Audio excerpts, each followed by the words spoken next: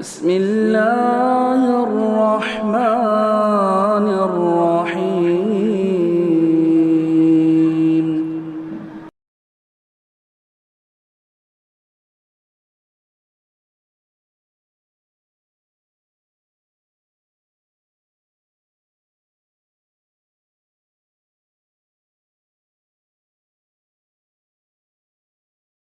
اس سورت کا نام سورت الحجر ہے۔ حجر کا معنی یوں تو لغت میں روک اور آڑ پر ہوتا ہے، جو کسی چیز کے درمیان رکاوٹ ڈالے، اور اسی وجہ سے عربی زبان میں عقل کو بھی حجر کہا جاتا ہے، اس لیے کہ عقل انسان کو نقصان والی بات اور احمقانہ باتوں سے روکتی ہے، ایسے کام کو کرنے پر ابھارتی ہے جو ذہانت اور دانش مندی کی چیز ہوتی ہے، فائدے کی چیز ہوتی ہے۔ لیکن یہاں اس سورہ مبارکہ کے نام میں یہ ایک وادی کا نام تھا۔ مدینہ سے تبوک لمبا راستہ ہے، غزوہ تبوک کے ضمن میں ذکر ہوا، تقریباً 900 کلومیٹر کا فاصلہ ہے۔ اس راستے سے گزرتے ہوئے درمیان میں کچھ بستیاں پڑتی ہیں۔ یہ حضرت صالح علیہ السلام کی قوم کے بسنے کا علاقہ تھا، بستیاں تھیں، آج بھی اس کے نشانات موجود ہیں۔ میرا خیال ہے کہ آپ نیٹ وغیرہ پہ دیکھ سکتے ہیں، یہ وہی قوم ہے جو پتھروں کو تراش کر رہائش گاہیں اور مکانات تعمیر کرتی تھی، قوم عاد اور قوم ثمود۔ ان کے اندر اس کا اللہ رب العالمین نے بڑا ہنر اور قوت عطا کی تھی۔ اللہ کے رسول صلی اللہ علیہ وسلم کے زمانے میں صحابہ کرام یا مخاطبین جو تھے وہ ان بستیوں سے آتے جاتے تھے، گزرتے تھے، اور ان کے حالات سے کا تذکرہ نسل در نسل، قوم در قوم ہوتا رہا تھا۔ اس لیے قوم صالح کے انجام سے یہ لوگ واقف تھے۔ اللہ رب العالمین نے جب پچھلی قوموں کے مختلف واقعات کو بطور عبرت و نصیحت ان کے سامنے پیش کیے تو اس میں قوم صالح کا تذکرہ بھی بطور خاص کیا۔ امتیں اور بھی ہیں، اللہ تبارک و تعالیٰ نے کئی مقامات پر اجمالی طور سے ذکر کیا کہ انبیاء، رسول، امتیں، دنیا میں اور بھی مقامات پر آئی، بڑی تعداد آئی۔ اللہ نے خود کہا کہ کچھ نبی ہیں جن کا قصہ ہم نے آپ سے بیان کیا اور بہت سے لوگوں کا قصہ بیان نہیں کیا۔ اس سے یہ پتہ چلا کہ جتنی ضرورت تھی اور جس قسم کے رسولوں کی ضرورت تھی، جن کا زیادہ بہتر ذکر کرنا زیادہ مفید تھا، ان کو اللہ رب العالمین نے اپنے کلام میں ذکر کیا، اور انہی میں سے ایک قوم صالح ہے۔ ان کے بسنے رہنے کی جو جگہ تھی وادی حجر، وہ بستیاں تھی، اسی کے نام پر اس سورہ کا نام رکھا گیا ہے۔ یہ اس سورہ میں اس قوم کا واقعہ اور اس کا تذکرہ ہے۔ سورہ مبارکہ کا جو کی شروعات ہوتی ہے الف لام را حروف مقطعات، تلک آیات الکتاب و قرآن مبین، یہ کتاب کی آیتیں ہیں اور کھلا ہوا قرآن ہے، اور اس کا خاتمہ ہوا اللہ تبارک و تعالیٰ کی عبادت پر قائم و برقرار رہنے کے حکم سے موت تک، وَاعْبُدْ رَبَّكَ حَتَّى يَأْتِيَكَ الْيَقِينُ، اور اپنے رب کی عبادت کرتے رہیے یہاں تک کہ الیقین یعنی موت آ جائے۔ صوفیہ اس کا معنی یہ نکالتے ہیں اور گمراہ کرتے ہیں کہ جب آپ کو یقین کا درجہ حاصل ہو جائے، اس درجے تک پہنچنے سے پہلے عبادت کرتے رہیے، اور جب یقین مل جائے تو اب عبادت کی فرضیت اور مکلف ہونا تکلیف آپ سے ثابت ہو گئی۔ جیسا کہ ان کے یہاں یہ بکواس کی جاتی ہے کہ ایک آدمی طریقت اور سلوک کے راستے پر چلتے چلتے چلتے چلتے اللہ رب العالمین سے، ملائے اعلیٰ سے جا کے مل جاتا ہے۔ حلول و اتحاد والا عقیدہ ہو گیا ہے کہ اللہ حلول کر گیا، تو اب اس سے عبادت ثابت ہو گئی، نماز، روزہ، حج، زکات یا کوئی بھی عبادت کرنے کی ضرورت نہیں رہی۔ وہ گویا اس مقام سے اونچا اٹھ جاتا ہے۔ یہ بہت ہی کھلی ہوئی گمراہی ہے، اور قرآن کی اس آیت کا یہ معنی بیان کرنا قرآن کی تحریف اور قرآن کے ساتھ کھلواڑ ہے۔ اہل سلف نے اللہ کے رسول صلی اللہ علیہ وسلم کو اللہ تبارک و تعالیٰ نے جس پس منظر میں یہ تلقین کی ہے وہ ابھی تذکرہ ہوگا کہ آپ کو مشرکین اور مخالفین بہت ہی ایذا اور تکلیفیں پہنچاتے تھے، بڑی اذیتیں دی۔ نبی کریم صلی اللہ علیہ وسلم کی سیرت طیبہ دیکھیے، آپ نے خود کہا کہ سب سے زیادہ تکلیف اور آزمائش میں انبیاء کرام کو مبتلا کیا گیا، اور انبیاء کرام میں بھی دیگر انبیاء کے مقابلے میں مجھے سب سے زیادہ بلا اور ابتلا میں مبتلا کیا گیا، اذیتیں اور تکلیف دی گئی۔ یہاں سورہ حجر میں نبی کریم صلی اللہ علیہ وسلم کے ساتھ جو معاملات پیش آئے اس کے ضمن میں آپ اگر قرآن کا ان آیتوں کو پڑھیں اور پھر اس کے بعد اللہ کے نبی صلی اللہ علیہ وسلم کے پس منظر کو دیکھیں تو معلوم ہوگا کہ اللہ کے نبی صلی اللہ علیہ وسلم کو بہت ہی زبردست قسم کی اذیتیں دی گئی.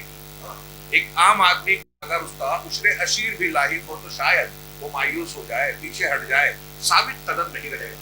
لیکن انبیاء کرام علیہ السلام کا درجہ بہت اونچا تھا. جس کا ایمان اور یقین کا درجہ جتنا اعلیٰ ہوتا ہے اتنا اس کو اللہ رب العالمین آزماتا ہے اور اس کا اجر و ثواب بھی اتنا ہی زیادہ ہوتا ہے. حدیث میں ہے ان عظم الجزاء ما عظم البلاء. جزا یعنی جتنی بڑی بلا ہوتی ہے اتنی بڑی جزا ہوتی ہے. آپ صبر جتنا بڑا کریں گے اتنا اجر و ثواب کے مستحق ہوں گے. نبی کریم صلی اللہ علیہ وسلم کو ستایا گیا. آپ کے سامنے اس سورہ مبارکہ میں مختلف تعلیمات دی گئی, تسلی دی گئی, حوصلہ دیا گیا, صبر کی تلقین کی گئی, اور مرکزی طور سے اس پوری سورہ میں اللہ نے یہ بیان کیا ہے کہ کائنات میں اللہ رب العالمین ہی ہے جو ہر چیز کی حفاظت کرتا ہے. وہ ساری چیزوں کی تاریخی اعتبار سے بھی دیکھیں, جن لوگوں کو لوگوں نے تکلیف پہنچانا چاہی, ہلاک کرنا چاہا, جب اللہ نے چاہا تو ان کی حفاظت کی, اور اللہ نے جب حفاظت کی تو کوئی طاقت ان کو نقصان نہیں پہنچا سکی, وہ محفوظ رہے. اسی طریقے سے اس بنیاد پر اس سورہ کریمہ کا مرکزی عنوان یا موضوع ہے اللہ تعالیٰ کا اپنے دین اور دین سے متعلقہ لوگوں کی حفاظت کرنا. چنانچہ اس سورہ مبارکہ کے شروع سے لے کر آخر تک اور درمیانی مضامین پر بھی غور کرے کوئی آدمی تو یہ نظر آئے گا کہ قرآن مجید کی اس سورہ میں اللہ تعالیٰ نے اپنے حفظ و امان کا تذکرہ کیا. اس میں نبی کے لیے اور ہمارے اور آپ کے لیے بھی تسلی ہے کہ اللہ رب العالمین کی حفاظت ہم مانگیں, آپ کی اللہ کی پناہ میں اپنے آپ کو دے دیں. اگر اللہ نے ذمہ لے لیا تو کوئی چیز نقصان نہیں پہنچائے گی. ہمارے یہاں لوگ چھوٹی چھوٹی باتوں پہ چیختے چلاتے ہیں, شکوہ شکایت کرتے ہیں, اس در اور اس در پہ بھاگنے لگتے ہیں, عقیدہ ڈگمگانے لگتا ہے. دیکھیے, میں نے کہا اس سے پہلے میں نے تذکرہ کیا کہ آج کل جادو ٹونا آسیب کی باتیں ہوتی ہے, کچھ ماننے نہیں ماننے, لوگ بحث زیادہ کرتے ہیں, عمل کم. تو اس معاملے میں کہتا ہوں کہ ہر گھر میں اگر ہم قرآن و حدیث کی تعلیمات کو اختیار کریں تو راقیوں کی, رقیے کی دکانوں کی ضرورت نہیں پڑے گی. بہت مشہور حدیث ہے, مثال کے طور پہ 5 وقت کی جو نماز پڑھتا ہے وہ اللہ کے ذمے میں اور حفاظت میں ہوتا ہے. جو اللہ کی حفاظت میں رہے گا اسے کون کچھ بگاڑ پائے گا. ایک, سونے کے لیے آپ بستر پر آئیں, آپ نے بارہا سنا ہے, آیت الکرسی کی تلاوت آپ نے کی تو اللہ کی طرف سے ایک فرشتہ بطور محافظ مقرر ہوتا ہے. جب فرشتہ حفاظت پر معمور ہو گیا تو شیطان قریب نہیں آئے گا.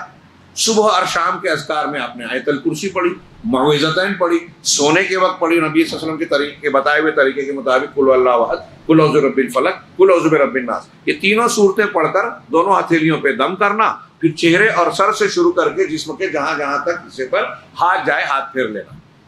نبی کریم صلی اللہ علیہ وسلم, ام المؤمنین حضرت عائشہ کہتی ہیں, صحیح بخاری کی روایت ہے کہ آپ کا یہ معمول تھا کہ بستر پر آتے تھے تو پہلے یہ عمل کرتے تھے.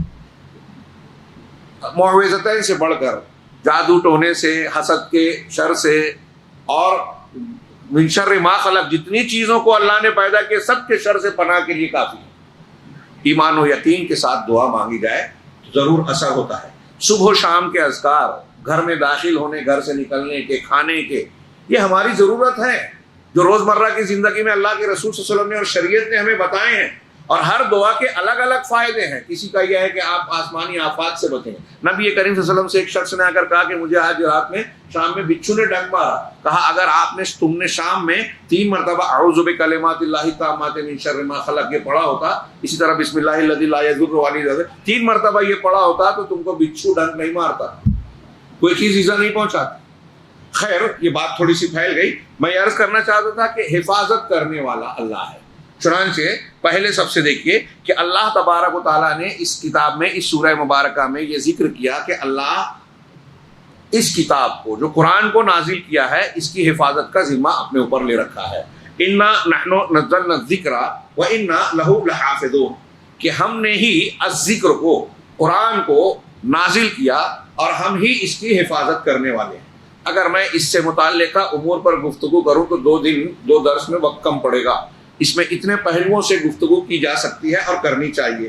میں صرف چند اشارے کروں کہ یہ رمضان المبارک کا سارا جشن, برکتیں, فضیلتیں نزول قرآن کے اعتبار سے ہے, ذکر کے نزول سے ہے. اور اللہ رب العالمین نے ہمیں آپ کو بتایا کہ اس کے ذکر, اس کے نزول میں اللہ نے کتنا اہتمام کیا. اس کو تحفظ دیا، یہاں حفاظت کی ذمہ داری دی۔ تو سوچنا ایک پہلا سبق یہ ہے کہ ہمیں سب سے زیادہ اس نعمت کی قدر کرنی چاہیے، سمجھنے کی کوشش کرنا چاہیے، اپنے لیے، اپنے بچوں اور بیویوں کے لیے سب سے زیادہ جس چیز کو سکھانے کی فکر ہونا چاہیے دنیا داری سے پہلے، قرآن کی۔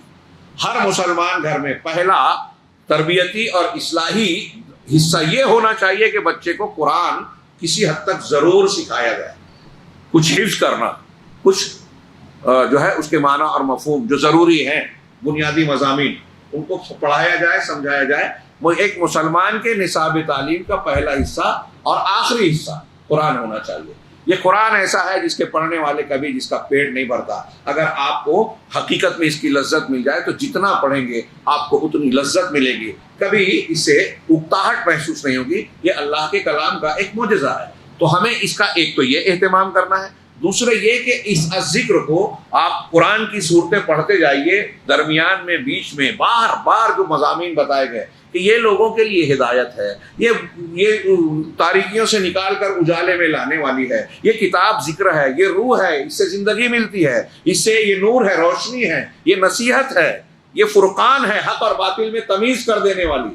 یہ بار بار مضامین دہرائے گئے ہیں۔ اس سے ہم کو کیا سبق ملتا ہے کہ ہم زندگی کے ہر موڑ پر، ہر معاملے میں قرآن کی روشنی لے لیں، کبھی اسے فراموش نہ کریں۔ اب یہاں بڑی بڑی تحریکیں چلی، مسلک بن گئے، اور لوگوں نے یہ کہہ دیا خود مسلمانوں میں کہ قرآن حدیث مت پڑھیے، یہاں تک کہنے کی جرت کی کہ قرآن پڑھو گے تو گمراہ ہو جاؤ گے۔ صوفیہ نے یہاں تک کہہ دیا کہ قرآن میں شرک ہے، ہماری تعلیم میں توحید ہے۔ رجم کرنا چاہیے، حضرت عمر کا دور ہوتا تو ان کو مار کے شاید رجم کر دیا جاتا۔ اتنی بڑی گستاخی اور اتنی بڑی گمراہی دھڑلے سے بیان کر رہے ہیں، لوگ سن رہے ہیں، مانتے ہیں۔ جس کو اللہ نے ہدایت کہا، ہدی للناس ہدی للمتقین، یہ کہہ رہے ہیں گمراہی ہے اور قرآن سے دور کرنے کی یہ سازش ہے۔ یہ تو ہمارے درمیان ایسے لوگ پائے جاتے ہیں۔ اس کے علاوہ آپ دیکھیں کہ یہ یورپ، امریکہ، اللہ کے رسول صلی اللہ علیہ وسلم کے دور سے لے کر آج تک، نبی کریم صلی اللہ علیہ وسلم کے زمانے میں کفار کہتے تھے اپنے ساتھیوں کو، لا تسمعوا لهذا القرآن والغوا فیہ لعلکم تغلبون، حامیم سجدہ کی آیت ہے سورہ، کہ اس قرآن کو سنو نہیں اور شور مچاؤ جب پڑھا جائے تو، تاکہ تم غالب آ جاؤ۔ ان کا یہ خیال تھا، ماننا تھا کہ قرآن اگر سنایا جاتا رہا، قرآن کا سلسلہ جاری رہا تو ہم مغلوب ہو جائیں گے، مسلمان غالب آئیں گے۔ اور یہی آج کے ماہرین دانشوران جو ہمارے دشمن ہیں ان کی بھی تحقیق ہے۔ آپ ایک نہیں 10 ثبوت سن چکے ہوں گے، پڑھ چکے ہوں گے، آن ریکارڈ ہے یہ چیزیں، کہ اگر مسلمانوں کو مات دینا ہے، زیر کرنا ہے، تو ان کو قرآن سے، قرآن کے علم سے، قرآن و حدیث کے جاننے والے علماء سے کاٹا جائے، عربی زبان سے دور کر دیا جائے، قرآن سے دور کر دیا جائے، اس کو مشکل بتایا جائے، اس کے درجے کو گھٹا دیا جائے، حقیر بنایا جائے۔ یہ دوسری کوشش۔ اور خود مسلمانوں میں جو یہ سمجھتے ہیں، جنہوں نے اپنا مسلک بدعت اور خرافات والا نیا راستہ بنایا، ان کو جب یہ لگتا ہے کہ قرآن پڑھتا ہے تو لوگوں کو جو ہے بدعت قبول نہیں ہوتی۔ کل ہم نے پڑھا کہ حضرت ابراہیم نے کہا کہ پروردگار بت پرستی سے بچا، ان بتوں نے بہت سے لوگوں کو گمراہ کیا ہے۔ جب ایک بندہ یہ پڑھے گا تو قبروں کی گمراہی سے بھی بچنے کی کوشش کرے گا، کیونکہ قبروں نے بھی، بتوں کی طرح قبروں نے بھی بہت سے لوگوں کو گمراہ کر رکھا ہے۔ تو اب کئی لوگ سوچتے ہیں کہ بھائی قرآن سے لوگوں کو، مسلمانوں کو لاعلم رکھا جائے، کتنا، لیکن اللہ رب العالمین کا وعدہ ہے کہ اس کی حفاظت کرے گا۔ حفاظت کیسے؟ کسی تجوری میں، کسی الماری میں بند کر کے نہیں، کہیں خفیہ جگہ پہ خزانے کی طرح۔ ایک جماعت ہمیشہ رہے گی جو قرآن سیکھے گی، سکھائے گی، پڑھے گی، پڑھائے گی، اور اسے محفوظ رکھے گی، اس کے الفاظ کو بھی اور معنی کو بھی۔ یہ اللہ نے ذمہ لے رکھا ہے۔ ایک پہلو وہ بھی ہے، کچھ پنڈتوں نے، مولانا ثناء اللہ امرتسری رحمہ اللہ کا جو زمانہ تھا ہندوستان میں مناظرات کا، اس میں ایک پنڈت نے لمبا چوڑا اعتراض اور سوال کیا کہ اگر آپ یہ کہتے ہیں مسلمان لوگ کہ اللہ نے قرآن کی حفاظت کا ذمہ لیا، تو آپ کہتے ہیں کہ توریت، انجیل، زبور یہ بھی قرآن، یہ بھی اللہ نے نازل کیا تھا، تو اللہ نے ان کی حفاظت کیوں نہیں کی؟ اسی کی کیوں کی؟ اور اگر اس کی حفاظت کرتا تو پھر قرآن کی ضرورت کیوں پڑتی؟ اس کا اہل علم نے کئی ڈھنگ سے جواب دیا۔ ایک تو یہ جواب کہ پچھلی امتوں میں جو کتابیں نازل ہوئی، توریت، انجیل وغیرہ، ان کی حفاظت کی ذمہ داری اللہ تعالیٰ نے ان کی قوموں کو دی تھی، امتوں کو دی تھی، قرآن کہتا ہے۔ تو ان لوگوں نے حفاظت نہیں کی، ذمہ داری نہیں نبھائی. تب اللہ رب العالمین نے قرآن کی حفاظت کی ذمہ خود لیا ہے. اس کی ایک وجہ یہ بھی ہے کہ اب آخری نبی آ رہے ہیں اور آخری کتاب ہے یہ.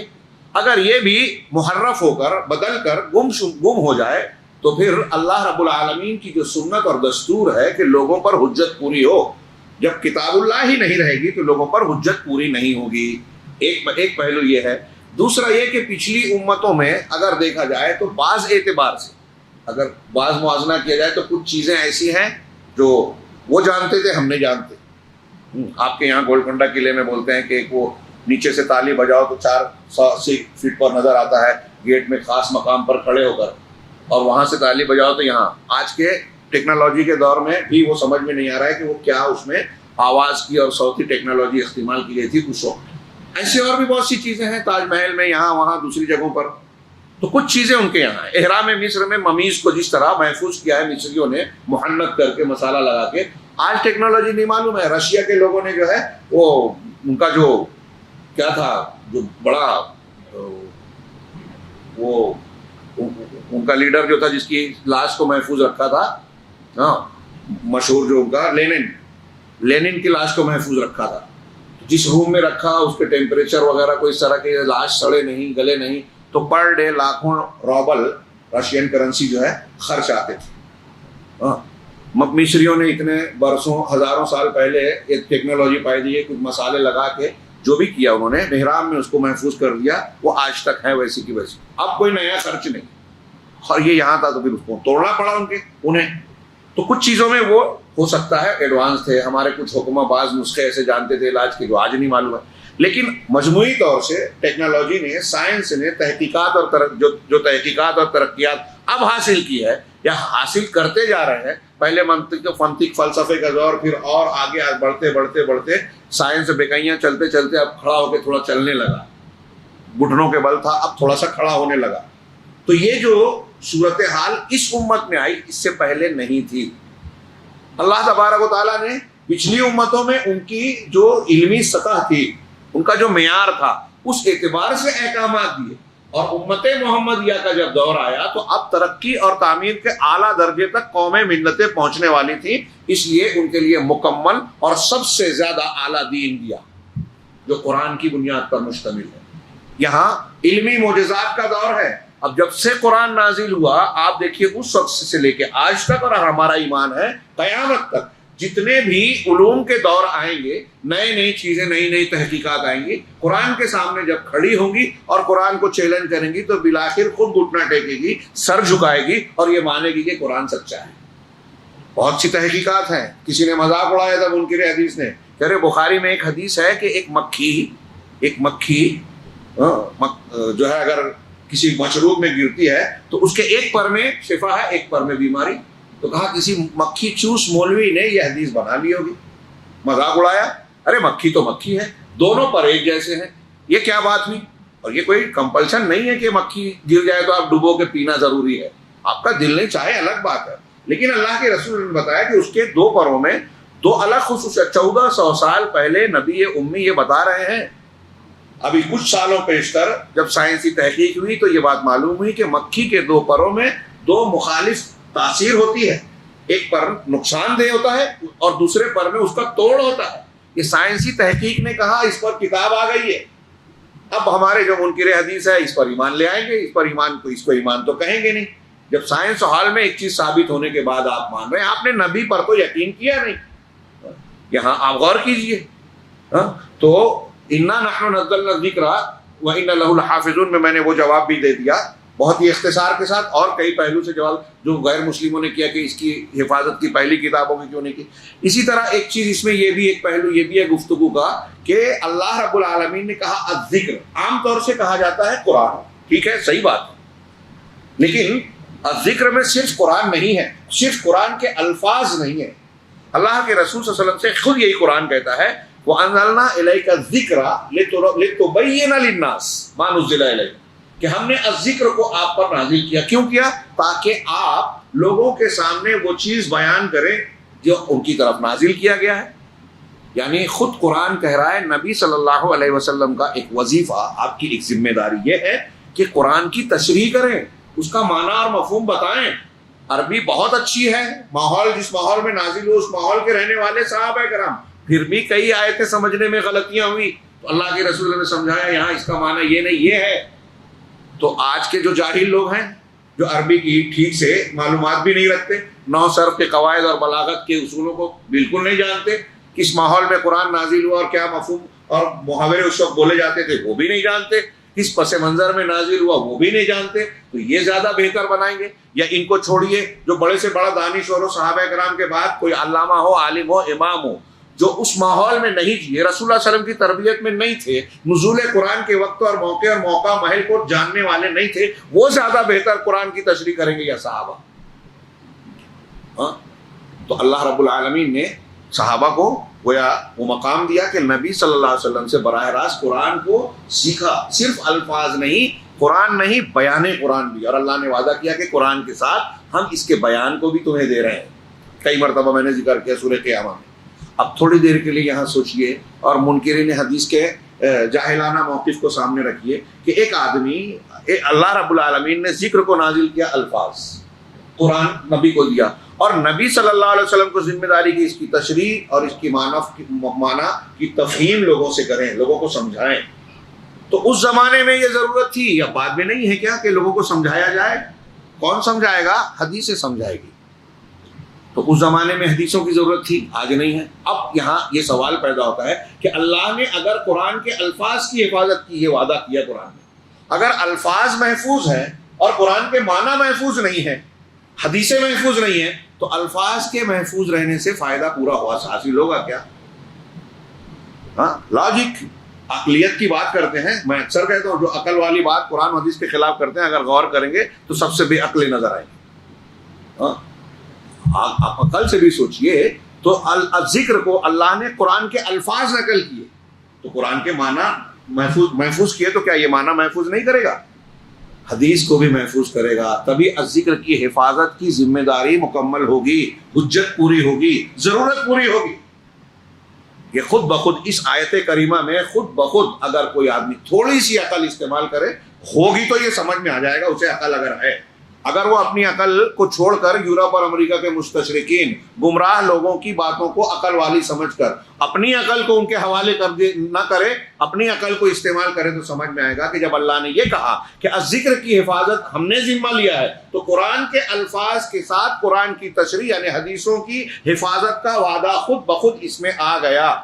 اور ہم دیکھتے ہیں کہ پوری اسلامی تاریخ میں کس طریقے سے مسلمانوں نے، اللہ نے ہر دور میں ایسے علماء کو پیدا کیا جنہوں نے قرآن کو صرف حفظ نہیں کیا، اپنے سینوں میں محفوظ نہیں کیا، اس کے معنی مفہوم کو، اس کی تفسیر کو، اس کے ایک ایک لفظ کو، ایک لفظ اگر قرآن میں استعمال ہوا تو عربی زبان میں اسی معنی میں استعمال ہوتا ہے۔ حضرت ابن عباس رضی اللہ تعالیٰ عنہ سے ایک شخص نے آ کر پوچھا کہ اللہ نے قرآن میں یہ لفظ کہا، اس کا کیا معنی؟ یہ معنی کہا، عربوں میں بتائیے یہ معنی میں یہ لفظ استعمال ہوتا ہے، کہا، ایک شعر پیش کیا، 100 لفظ پوچھا، 100 شعر پہ سنایا حضرت ابن عباس نے، 100 شعر سنایا۔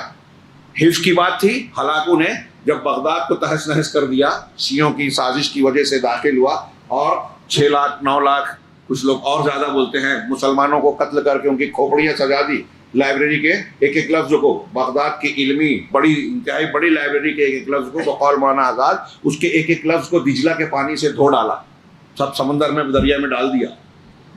اس کے بعد قرآن کے جتنے نسخے ملے سب کو لا کر جلا دیا کہ قرآن نہ رہے گا، بانس نہ بجے گی، بس قرآن ہی کو ختم کر دیں، اسلام ختم ہو جائے گا۔ کہتے ہیں کہاں تک اس کی اسنادی حیثیت ہے پتہ نہیں، کہ ایک بوڑھا آدمی 2 بچوں کو سامنے لایا اور ہلاکو سے کہا کہ ذرا میں چاہتا ہوں کہ آپ سنیں۔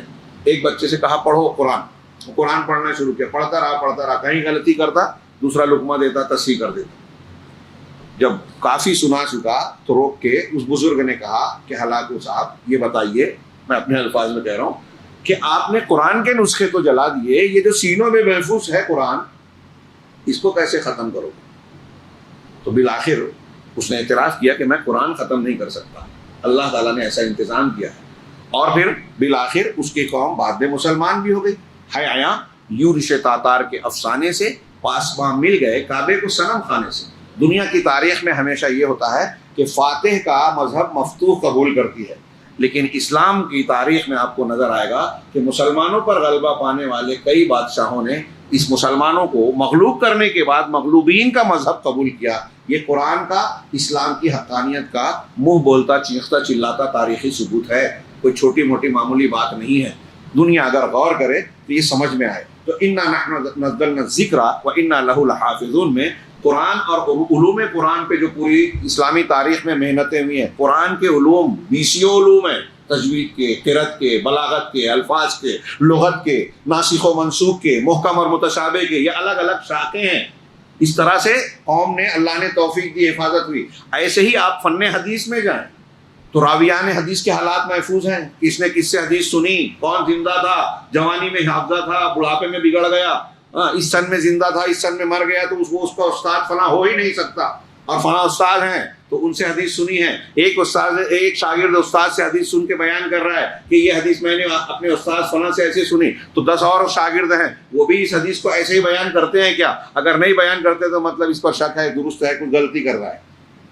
ایسے فن رجال میں، فن حدیث میں اتنے زبردست، میں اکثر کہتا ہوں نا، جو بار بار کہتا ہوں، جاہل ہیں. اگر علوم حدیث اور فن حدیث کی باریکیوں کو کوئی انسان، عام آدمی پڑھ لے، حیران رہے گا. آج کے ترقی یافتہ دور میں بھی کسی چیز کی تحقیق کے اتنے دقیق اصول نہیں اختیار کیے جاتے تاریخ اور واقعات کے، جتنا کہ محدثین نے رکھا ہے جناب محمد رسول اللہ صلی اللہ علیہ وسلم کی احادیث کو پرکھنے اور چھانٹنے کے لیے.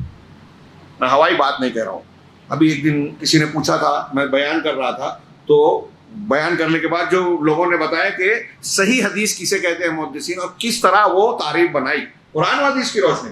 اگر صاحب صرف اسے آپ ایکسپلین کر کے سمجھیں گے نا، حیرت زدہ رہ جائیں گے کہ ایک صحیح حدیث کی جو تعریف، جو شرطیں مقرر کی ہے محدثین نے، جب ویسے کوئی حدیث آئی اور اصولوں کی بنیاد پر اسے ماہر فن نے کہا کہ یہ صحیح ہے. ایک مارکیٹ میں اگر آپ جاتے ہیں، ایک سونار بولتا ہے، ہاں جوہری بولتا ہے کہ یہ کھرا سونا ہے 21 کیرٹ کا، اتنے کیرٹ کا. پھر ایک سونار نے، دوسرا، تیسرا، چوتھا، سب بول رہے ہیں کہ یہ 28 کا.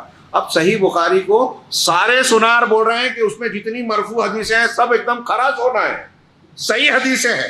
اور جاہل کھڑا ہو کے بولتا ہے کہ میری سمجھ میں نہیں آتی. ایسی جہالت کی بنیاد پہ جو عقل کو بولتا ہے، میں کہتا ہوں کہ وہ کہتا ہے کڈنی میں نہیں آتی. ہاں، اس کی کڈنی ہے، دماغ نہیں ہے. تو خیر، یہ محدثین کے جو اصول ہیں، میں نے اس سے پہلے وہ ذکر کیا تھا. ایک قول جرمنی کا، گولڈ زہر نام ہے، مجھے نام نہیں یاد آ رہا تھا، کسی صاحب نے پوچھا تھا. گولڈ زہر مستشرق، اسلام مخالف ہے. اس نے کہا کہ دنیا میں کسی قوم نے مسلمانوں کی طرح، جنہوں نے اپنے نبی پیغمبر کی باتوں کو، حدیثوں کو محفوظ کرنے کے لیے اہتمام کیا، علوم ایجاد کیے، شاخیں، تحقیق کے طریقے، تو انہوں نے 5 لاکھ راویان حدیث کے حالات محفوظ کیے. 5 لاکھ. میں نے جو ابھی ذکر کیا اشارتاً کہ کون سے راوی نے کس سے سنا، کون کس کا استاد ہے، کون کس کا شاگرد ہے، کس سن میں پیدا ہوا، کس سن میں مرا، اس کا حافظہ قوی تھا، کب کمزور ہو گیا، وہ بھولتا تو نہیں تھا، جھوٹ تو نہیں بولتا تھا، استاذ کا نام چھپا کر اس استاذ کے استاذ کا نام تو نہیں بولتا تھا. تحقیق کے اتنے باریک طریقے ہیں، آپ حیرت زدہ رہیں گے. مجھ مخالفین کو بھی اعتراف کرنا پڑا کہ ایسا فن رجال، فن اسماء الرجال، فن حدیث جو مسلمانوں نے اختیار کیا، دنیا کی کسی قوم کے پاس نہیں ہے. اور اس بنیاد پر یہ اور اہم بات، یہ قرآن کی حفاظت کا حصہ ہے. اس حدیثوں کے اس تحفظ، اس اہتمام کی بنیاد پر دنیا میں صرف مسلمان ہے یا اسلامی تاریخ کے علوم کے ماہرین یہ دعویٰ کر سکتے ہیں کہ ہمارے پیغمبر کی، جناب محمد رسول اللہ صلی اللہ علیہ وسلم کی پوری زندگی تاریخ کی پوری روشنی میں ہے، کوئی چیز چھپی نہیں ہے، مخفی نہیں ہے. نوٹ کیجئے اسے دماغ میں، چھوٹی بات نہیں ہے. میں نے کئی مرتبہ ذکر کیا ہے، انسائکلوپیڈیا آف برٹانیکا کے 300 پادریوں نے، اس سے کم و بیش سے زیادہ ہو سکتے ہیں، یہ اعتراف کیا ہے کہ اگر کوئی شخص حضرت عیسیٰ علیہ السلام کی زندگی پر کتاب لکھنا چاہے، معلومات لینا چاہے، تو زیادہ سے زیادہ اسے 50 دن کی خبر ملے گی حضرت عیسیٰ علیہ السلام، باقی تاریخ کی روشنی میں نہیں. یہ کون کہہ رہا ہے؟ خود عیسائی پادری کہہ رہے ہیں. اور 1 2 نہیں، 300 اس سے زیادہ ان کے مل کر انہوں نے اس میں حصہ لیا، اس کی تیاری میں. حضرت موسیٰ علیہ السلام بھی پیغمبر ہیں، یہودی ان کو مانتے ہیں، لیکن جب وہ مدین میں گئے، مصر سے جا کے جہاں ان کی شادی ہوئی، اور 8-10 سال وہاں رہے، اس درمیان ان کی زندگی کی تفصیلات تاریخ میں نہیں ہے.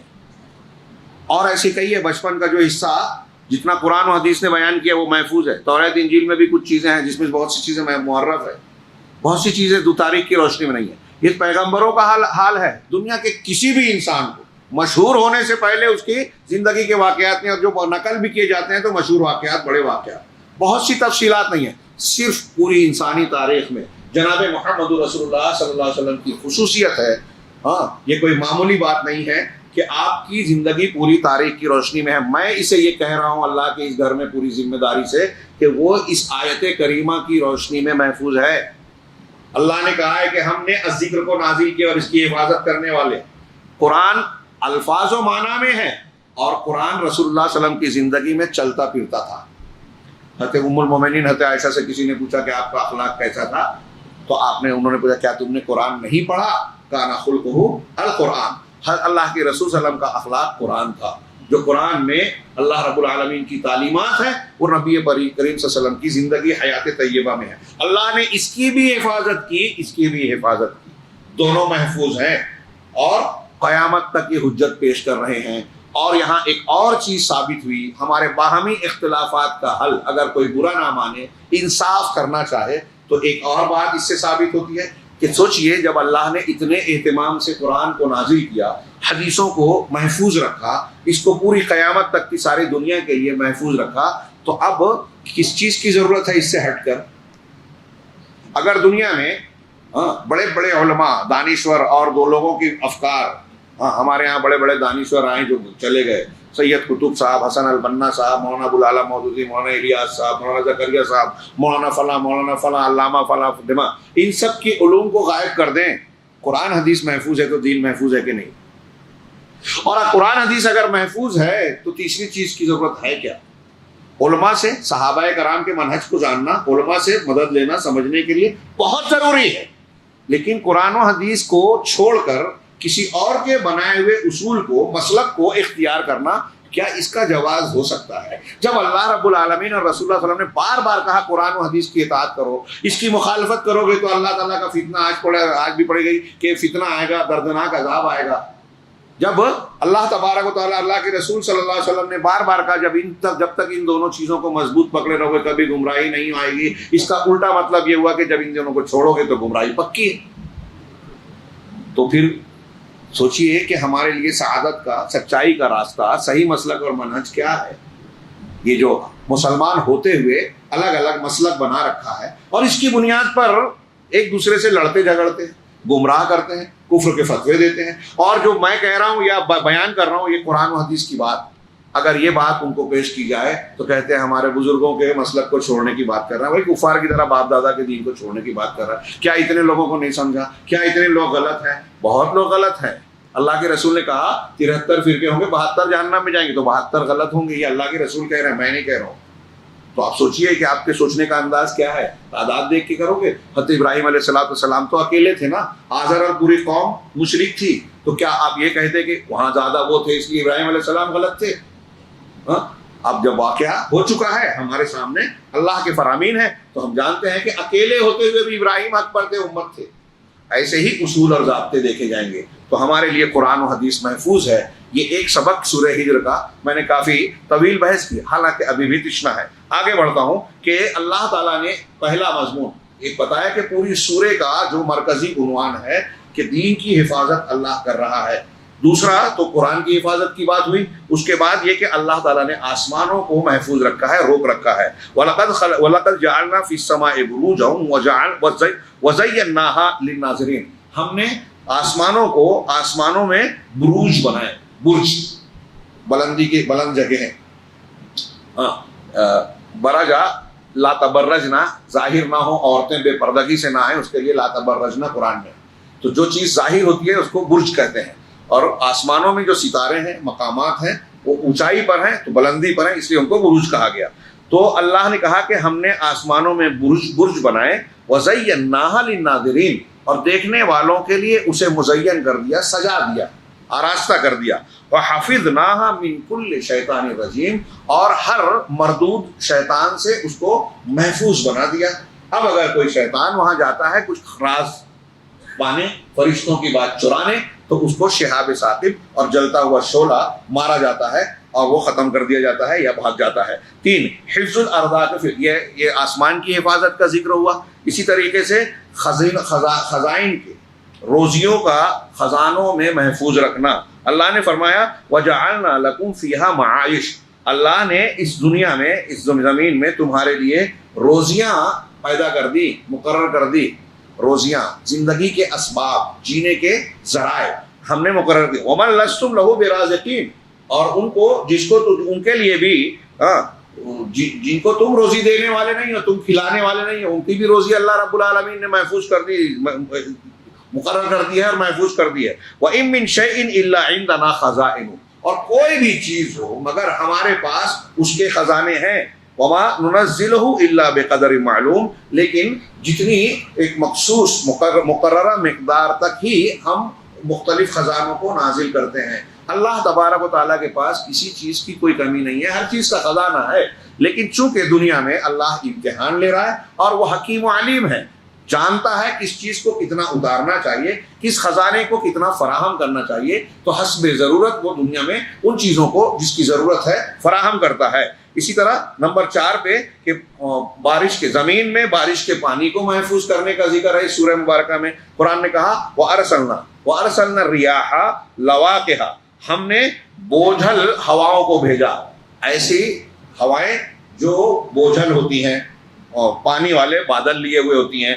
فَأَنزَلْنَا مِنَ السَّمَاءِ مَاءً، چنانچہ ہم آسمان سے بارش کو، پانی کو برساتے ہیں، برسایا ہم نے۔ فَأَسْقَيْنَاكُمُوهُ، اور اس سے ہم تم کو سیراب کرتے ہیں، تمہاری پیاس بجھاتے ہیں۔ وَمَا أَنْتُمْ لَهُ بِخَازِنِينَ، اور وہ پانی جس کو تم خزانہ نہیں کر سکتے، اسٹور نہیں کر سکتے۔ یہ نمبر 4 ہے، پانی کی حفاظت کا ذکر ہے۔ نمبر 5، اللہ تبارک و تعالیٰ نے آدم اور ان کی ذریت کی حفاظت کی ذمہ داری لی ہے شیطان کے شرور سے۔ کہا قال رب بما اغویتنی لأزینن لهم فی الارض ولأغوینہم اجمعین۔ آدم اور ابلیس کے واقعے کا ذکر کیا گیا اس سورہ مبارکہ میں، اور اس کے بعد ابلیس نے اللہ تعالیٰ سے جو کہا کہ تو نے جو مجھے بہکایا، یہ دیکھیے اس کی گستاخی اور گناہ کا ایک انداز، اپنی غلطی کو اللہ کی طرف منسوب کر رہا ہے کہ تو نے مجھے جو بھٹکا دیا۔ یہ ابلیس اور شیطان کا طریقہ ہے، اپنی جب غلطی ہو جائے تو غلطی کو دوسرے اور خاص طور سے اللہ کی طرف، اللہ نے چاہا اس لیے میں گمراہ ہوں، یہ ابلیس کا طریقہ ہے۔ گناہ پر آدم کا طریقہ یہ ہے اور بندگی کا طریقہ یہ ہے کہ اگر آپ سے، ہم سے گناہ ہو جائے تو ہم شرمندہ ہو کے اللہ سے معافی مانگے، اور اگر تقدیر کا کوئی فیصلہ ہمارے لیے نقصان والا ہو تو اسے اللہ کی طرف منسوب کر کے صبر کریں کہ ہمارا نقصان ہو گیا کاروبار میں، اللہ کی مشیت تھی، ہم صبر کرتے ہیں۔ تو مصیبت پر صبر کیا جائے اور معصیت یعنی گناہ پر استغفار اور توبہ کی جائے۔ تو ابلیس نے کہا کہ تو نے جو مجھے اغوا کیا، بہکایا، گمراہ کیا، اس کے نتیجے میں لَأُزَيِّنَنَّ لَهُمْ فِي الْأَرْضِ، زمین میں ان کے لیے خوبصورت بناؤں گا، چمکاؤں گا، دمکاؤں گا، وَلَأُغْوِيَنَّهُمْ أَجْمَعِينَ، اور سب کو، جتنے بھی انسان ہیں، ابن آدم ہیں، ان کو بہکاؤں گا، اغوا کروں گا۔ الا، شیطان نے خود کہا، الا عبادک منہم المخلصین، ہاں سوائے تیرے ان بندوں کو جن کو تو نے چن لیا ہے، منتخب کر لیا ہے۔ اخلاص سے مخلص ہے اس میں مفعول، یعنی جو تیرے چنندہ بندے ہیں جس کو تو نے تحفظ دے دیا، مطلب جو اللہ کے نیک اور صالح بندے ہیں وہ اللہ کے حفظ و امان میں ہیں۔ ابلیس اپنی ساری جو اللہ نے چھوٹ دے رکھی ہے قوتوں کے باوجود ان کو نقصان نہیں پہنچائے گا۔ اس سورہ مبارکہ میں حضرت ابراہیم اور ان کے بھتیجے یعنی حضرت لوط علیہ السلام، ان دونوں کی حفاظت کا ذکر ہے، جب اللہ تعالیٰ نے ان دونوں کو کی حفاظت کی اور ان کی قوم کو ہلاک کر دیا۔ 2 فرشتے آئے، یہ کئی صورتوں میں ہے، سورہ ہود میں بھی ذکر ہے۔ حضرت ابراہیم علیہ السلام کے گھر پہلے جاتے ہیں، حضرت ابراہیم نے بھنا ہوا بکرا جو ہے پیش کیا، ان کو بکرا یا بچڑا پیش کیا بھنا ہوا، جب وہ نہیں کھائے تو ڈر محسوس کیا، تو کہا ڈرو نہیں، ہم اللہ کے بھیجے ہوئے فرشتے ہیں، اور پھر ان کو بیٹے کی بشارت دی کہ تم کو اسحاق ملے گا۔ ان کی بیوی خوش ہوتی ہے، اس کے بعد جو ہے وہ بشارت دیتے ہیں، کہا کہ ہم بوڑھے ہو گئے تب بھی ایسا ہوگا، کہا یہ اللہ کا فیصلہ ہے۔ دیکھیے بڑھاپے میں بھی اگر اللہ چاہے تو اولاد دے سکتا ہے، کبھی بھی ہم کو مایوس نہیں ہونا چاہیے۔ پھر کہا کہ تمہارا کس کام سے تم آئے ہو؟ حضرت ابراہیم نے پوچھا تو کہا کہ قوم لوط کی طرف ہم کو بھیجا گیا ہے، ہم ان کو اللہ کے حکم سے عذاب دینے والے ہیں۔ حضرت ابراہیم نے دوسرے مقامات پر صورتوں میں ہے کہ ان کو روکنے سمجھانے کی کوشش کی. اللہ نے کہا کہ یہ فیصلہ ہو چکا ہے. لیکن حضرت ابراہیم نے کوشش کی, ابراہیم علیہ السلام کی بات نہیں مانی گئی. تو اگر اللہ کا کوئی فیصلہ ہوتا ہے تو کوئی اسے بدل نہیں سکتا. ہاں, اللہ نے کہا کہ اس سے رک جاؤ ابراہیم, دوسرے مقامات پہ کہا, اور کہا کہ ابراہیم بڑے درد مند انسان تھے, ہاں, اور حلیم تھے. تو اللہ نے حضرت ابراہیم کو, حضرت لوط علیہ السلام کو, اور لوط علیہ السلام کی بچیوں کو جو ایمان والی تھی ان کو بچایا, شہر سے نکال دیا. ان کی بیوی کو بھی ہلاک ہونے والوں میں شامل کیا. ان کی بستی کو اس میں جو نقشہ کھینچا گیا کہ اللہ تبارک و تعالیٰ نے حکم دیا تو ان کے اوپر جو پتھروں کی بارش ہوئی, اور اللہ تعالیٰ نے کے حکم سے جبریل علیہ السلام نے اس کو اٹھایا, اور سورہ میں کہا گیا فجعل عالیہا سافلہا. ترجمہ شیخ محمد حسن البیان میں جو ترجمہ ہے کہ ہم نے اوپر تلے کر دیا. ہاں, اس کا اچھا ترجمہ ہوگا کہ ہم نے اسے زیر و زبر کر دیا, نیچے والا حصہ اوپر اور اوپر والا حصہ نیچے, اس بستی کو پلٹ دیا. اس لیے کہ اس قوم میں جہاں شرک اور عقیدے کی خرابیاں تھیں وہاں انہوں نے فطرت کو بھی پلٹ دیا تھا. لڑکا لڑکے سے اپنی جنسی حاجت پوری کرنے کی کوشش کرتا اور عمل کرتا تھا, اور جب فرشتے خوبصورت نوجوانوں کی شکل میں گئے تو یہ ان کے بھی پیچھے لگ گئے. حضرت لوط علیہ السلام گھبرا گئے اور ان سے منتیں کرنے لگے. فرشتوں نے کہا کہ ڈرو نہیں, ہم کو یہ کچھ نہیں کر سکتے, ہم اللہ کے بھیجے ہوئے فرشتے ہیں اور فیصلے کے لیے آئے ہیں. پھر اسی طرح اس سورہ مبارکہ میں حضرت شعیب اور حضرت صالح علیہ السلام کی حفاظت کا ذکر ہے. شعیب علیہ السلام کو ان کی قوم دھمکاتی رہی, گھر سے نکال دینے کی اور رجم کر دینے کی دھمکی دی, اور الگ الگ باتیں جو سورہ ہود میں ہے کہ اگر تمہارا خاندان نہیں ہوتا تو ہم تم کو ایسا ایسا کر دیتے. شعیب علیہ السلام نے کہا کہ میرا خاندان تمہارے نزدیک اللہ سے زیادہ بڑھ کر عزت والا, طاقت والا ہے, اللہ سے نہیں ڈرتے, میرے خاندان سے ڈرتے ہو. تو بہرحال جب ان لوگوں نے انہیں ختم کرنے کی کوشش کی, قوم صالح نے حضرت صالح کو ختم کرنے کی کوشش کی, اور پھر آخر انہوں نے جو معجزے کے طور پر ان کو اونٹنی بھی دی گئی تھی اسے چھیڑنے سے منع کیا گیا تھا, لیکن قوم کے کچھ لوگوں نے مل کر اونٹنی کو قتل کر دیا. تو ان پر فیصلہ ہوا اور اللہ رب العالمین نے ان کو نجات دی اور قوم کو ہلاک کر دیا. اسی طرح اس سورہ مبارکہ میں اللہ تعالیٰ کی جانب سے یہ وعدہ ہے کہ اللہ تعالیٰ رسول اللہ صلی اللہ علیہ وسلم کی آپ کی حفاظت کرے گا.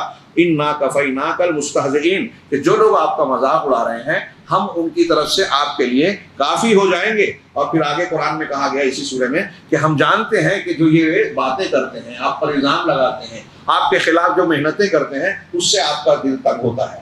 لیکن آپ اللہ کی تسبیح بیان کیجئے حمد کے ساتھ میں, اور عبادت کیجئے اللہ کی, یہاں تک کہ یقین یعنی موت آ جائے. آگے بتایا گیا کہ اس سے یہ بھی پتہ چلا کہ اگر آپ کو دکھ ہے, غم ہے, تو آپ اللہ کی تسبیح اور ذکر کیجئے, آپ نماز پڑھیے, اللہ سے تعلق قائم کیجئے. یہ آپ کے سکون کے لیے, آپ کے غم کو غلط کرنے کے لیے سب سے بہترین نسخہ ہے. اس آیت میں اس سورہ مبارکہ کے کچھ فوائد بیان کیے بہت اختصار کے ساتھ, کہ آیت میں کچھ اشاروں سے, ایک آیت سے جو اسٹارٹ میں آیت نمبر 3 ہے, اس سے یہ معلوم ہوتا ہے کہ اگر لوگ تفریحات میں مشغول ہوتے ہیں, گھومنا پھرنا, پکنک کرنا, آج کل ہمارے یہاں ہوتا ہے نا, بچوں کو لے جاتے ہیں, اور جو تفریح کی جاتی ہے اس کو ایک بہت بڑا سبب ہوتا ہے کہ بندہ عمل صالح سے ہٹ جاتا ہے, دنیا کی طرف راغب ہوتا ہے. اور آج دیکھیے کہ جو پکنک پوائنٹس ہوتے ہیں, اگر آپ فیملیز کو لے جاتے ہیں, وہاں دیکھتے ہیں کہ دوسری فیملیز اچھے اچھے کپڑے, فیشن کی کچھ چیزیں اور بہت ساری دنیا داری, یہ دیکھ کے خاص طور سے بچوں میں, عورتوں میں خواہش پیدا ہوتی ہے کہ ہم کو بھی ایسی چیز ملے, فلاں چیز ملے. ٹی وی چینل پہ دیکھ کے, تصویروں میں دیکھ کے, اور آج جو بازار والی دنیا ہے اس کا تو یہی طریقہ ہے کہ آپ کے موبائل پر بھی ایسی ایسی چیزیں اٹریکشن کے ساتھ دی جاتی ہے کہ آدمی کی طبیعت للچائے, دنیا کی طرف بڑھے. جب یہ بار بار ان چیزوں کی طرف توجہ جاتی ہے تو دنیا کی محبت, چاہت بڑھتی ہے, اور دنیا کی محبت جب بڑھتی ہے تو آخرت فراموش ہوتی ہے.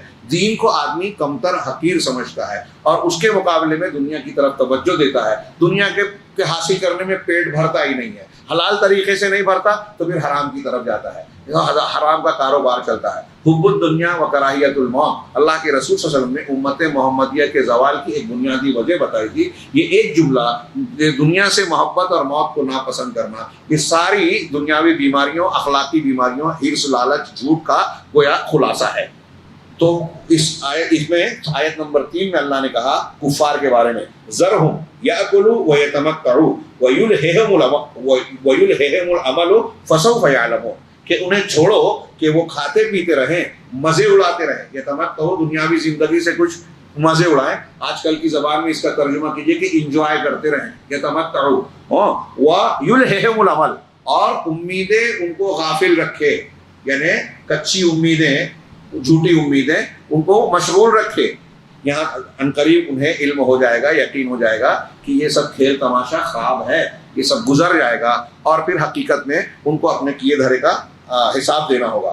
اسی طریقے سے اس سورہ مبارکہ میں جو آیت ابھی ہم نے پیچھے پڑھی تھی وَجَعَلْنَا لَكُمْ فِيهَا مَعَائِشَ، اسی کی طرف ہمارا کہ ہم نے لوگوں کی روزیاں دنیا میں مقرر کر دی ہے، لیکن ہمارے پاس ہر چیز کا خزانہ ہے، بقدر معلوم مقررہ مقدار میں ہی ہم نازل کرتے ہیں. جب اس پر بندے کو ایمان ہوگا کہ اللہ تعالیٰ اپنی حکمت کے ساتھ روزیوں کو تقسیم کر رہا ہے، کسی کو امیر بنایا، کسی کو غریب بنایا، یہ اللہ کا فیصلہ ہے، وہ حکیم ہے.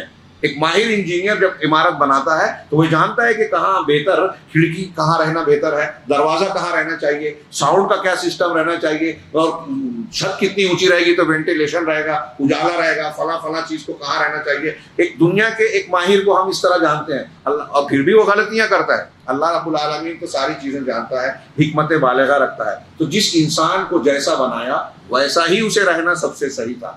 آپ اور ہم یہ سوچیں کہ کاش میں تھوڑا سا اور لمبا ہوتا، کاش میرا رنگ ایسا نہیں ایسا ہوتا، کاش کوئی لڑکی سوچے کہ میں مرد ہوتا، ہاں لڑکی نہیں رہتا، کاش مجھ کو اللہ نے غریب بنایا امیر ہوتا، ہندوستان کی بجائے سعودی عرب میں پیدا ہوتا یا امریکہ میں پیدا ہوتا. اس قسم کی باتیں سوچنا اللہ تبارک و تعالیٰ کے حکیم ہونے پر اعتراض کرنا ہے. اللہ رب العالمین نے جو فیصلے کیے ہیں وہی سب سے صحیح ہے. ایک مومن بندے کو یہ یقین رکھنا چاہیے. تو جب بندہ یہ مانے گا کہ رزق کی تقسیم اللہ نے اپنے ذمے لے رکھی ہے اور ہر بندے کو وہی حصہ ملے گا جو اللہ نے مقرر کیا ہے، تو وہ اپنی محرومی پر غمگین نہیں ہوگا کہ مجھے یہ نہیں ملا، میرا گھر ویسا نہیں ہے، ان کو محل دیا مجھے نہیں دیا، ہاں اس کی بیوی ایسی ہے میری ایسی نہیں ہے، اس کا فلاں ایسا ہے میرا ایسا نہیں ہے.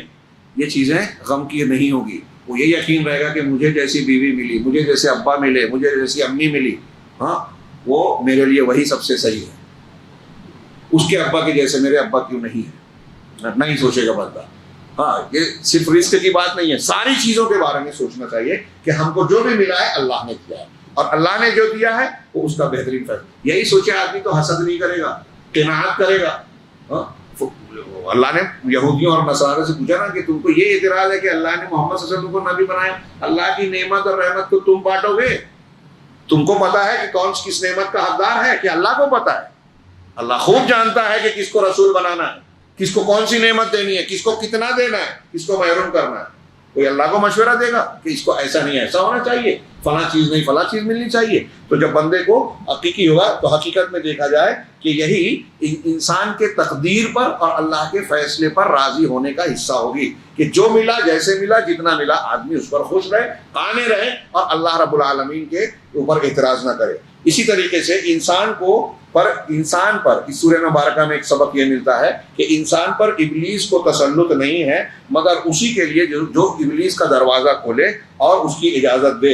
اللہ تعالیٰ نے اس جو مکالمہ گزرا اس میں اللہ نے آگے کہا کہ اِنَّ عِبَادِي لَيْسَ لَكَ عَلَيْهِمْ سُلْطَان، کہ میرے وہ بندے جو میرے بندے ہیں ان کا تیرا ان پر کوئی بس نہیں ہوگا اِلَّا مَنِ اتَّبَعَكَ مِنَ الْغَاوِينَ، سوائے ان لوگوں کے جو غلط بھٹکے ہوئے لوگ ہیں، گمراہ لوگ ہیں اور تیرے پیچھے چل رہے ہیں. اس سے یہ پتہ چلا کہ اگر ایک آدمی قرآن حدیث کا راستہ چھوڑ کے دوسرا راستہ اختیار کرے گا تو اس پر شیطان کا بس چلے گا. قرآن حدیث پر چلتا رہے گا تو ابلیس کا نقصان سے محفوظ رہے گا، اللہ بچائے گا. اسی طریقے سے یہ کہا اس سورہ میں ہم کو پتہ چلا آخر میں کہ اللہ کے نماز پڑھنا اور تسبیح کرنا یہ تنگی اور دل کے غم اور دکھوں کو دور کرنے کا سب سے بہترین ذریعہ ہے. اللہ نے فرمایا وَلَقَدْ نَعْلَمُ أَنَّكَ يَضِيقُ صَدْرُكَ بِمَا يَقُولُ، ہم یہ جانتے ہیں کہ یہ جو کفار آپ کے خلاف باتیں کر رہے ہیں، الزام لگا رہے ہیں، ہنسی مذاق اڑا رہے ہیں، اس سے آپ کا دل تنگ ہوتا ہے، آپ کو انتباہ محسوس ہوتا ہے، تکلیف ہوتی ہے.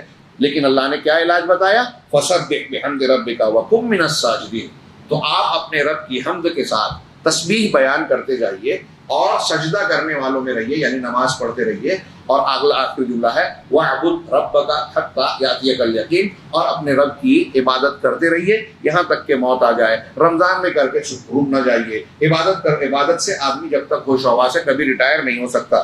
آخری بات جو حضرت ابن عباس کا ایک قول نقل کیا جناب محمد رسول اللہ صلی اللہ علیہ وسلم کے مقام و مرتبے اور فضیلت کے اعتبار سے، وہ حضرت ابن عباس کہتے ہیں کہ اللہ تبارک و تعالیٰ نے کسی بھی انسان کو دنیا میں ایسا نہیں بنایا اور پیدا نہیں کیا جو اللہ کے نزدیک محمد صلی اللہ علیہ وسلم سے زیادہ عزت والا ہو۔ کیوں کہ وہ کہتے ہیں کہ میں نے اللہ تبارک و تعالیٰ کے کلام میں کہیں ایک بھی نبی کریم صلی اللہ علیہ وسلم کی زندگی کے علاوہ کسی اور انسان کی زندگی کی قسم نہیں پائی۔ اللہ نے اپنے رسول کی قسم کے ساتھ ایک بات بیان کی ہے، اللہ تعالیٰ نے کسی اور انسان کی زندگی کی قسم نہیں اختیار کی قرآن میں کہیں بھی۔ اس سے پتہ چلتا ہے کہ محمد صلی اللہ علیہ وسلم کا درجہ کیا ہے۔ اللہ اپنی مخلوق کی قسمیں اٹھاتا ہے لیکن بندوں کے لیے جائز نہیں ہے کہ اللہ کے علاوہ کسی کی قسم اٹھائیں، وہ حرام ہے، شرک ہے۔ اللہ نے فرمایا لعمرک انہم لفی سکرتہم یعمہون، تمہاری عمر کی قسم وہ تو اپنی بدمستی میں سرگرداں ہیں۔ یہ گویا اللہ کے نبی صلی اللہ علیہ وسلم کا مقام و مرتبہ بھی بتا رہا ہے۔ یہ سورہ حجر سے متعلق بعض معروضات تھیں۔ اللہ رب العالمین سے دعا ہے کہ وہ ہمیں قرآن کو سمجھنے، اس پر عمل کرنے اور اس کے حقوق کو ادا کرنے کی توفیق دے اور اس کے ذریعے دنیا اور آخرت میں کامیابیوں سے نوازے۔ وآخر دعوانا ان الحمد للہ رب العالمین وصلی اللہ علی نبینا محمد۔